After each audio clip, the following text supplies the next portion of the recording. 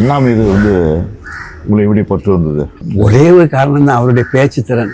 நாகர்கோவிலில் திமுக மகாநாடு நடக்கு, மழை தண்ணி இது வரைக்கும் நிற்கும், அப்படியே நின்றுட்டு நாங்கள் பேச்சை கேட்கிறோம். அது ஒரு மெஸ்மரைசிங் டாக். அப்படியே அந்த கூட்டம் அப்படியே நிற்கும். அவருடைய வார்த்தைகள்லாம் எண்ணப்பட்ட வார்த்தைகள். மிஸ்டர் அண்ணாதுரை ஒரு டேஸ் ஆர் நம்பர்ங்கிற போது, but my steps R measured member immediate. அதாவது அதுக்கு ஒரு நிமிஷம் யோசிக்கிறது கூட கிடையாது. ஆங்கிலத்திலையும் சரி தமிழ்லையும் சரி அவரை பிடிச்சது யாரும் கிடையாது. ஏன் அவங்க கலைஞர் எடுத்தீங்க, அவருடைய பேச்சுமே அதுக்கு இது எமோஷன் இருக்கும். ஒரு மாதிரி உறங்கிட்டு இருக்காங்க முடிச்சிருவோம். திருக்குறளுக்கு உரை எழுதியிருக்காங்கல்ல, பரிமேலழகர் எழுதியிருக்காரு. அப்போ குரல் இவர் எழுதியிருக்கிறதுல தெய்வம் தொழால் கொழுநன் தொழில் எழுவாள் பெய்யின பெய்யும் மழை.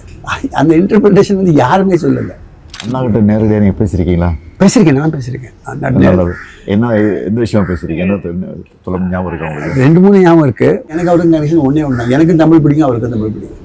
அப்போ ஆக்சுவலாகவே அந்த சமயத்தில் தமிழுக்காக வேலை பார்க்கலாங்கிற அளவுக்கு நாங்கள் வந்துட்டோம். அப்போ அவர் சொன்னார், நீங்கள்லாம் முதல்ல நாட்டுக்கு பண்ணிக்கு போங்க, இங்கே வராதிங்க.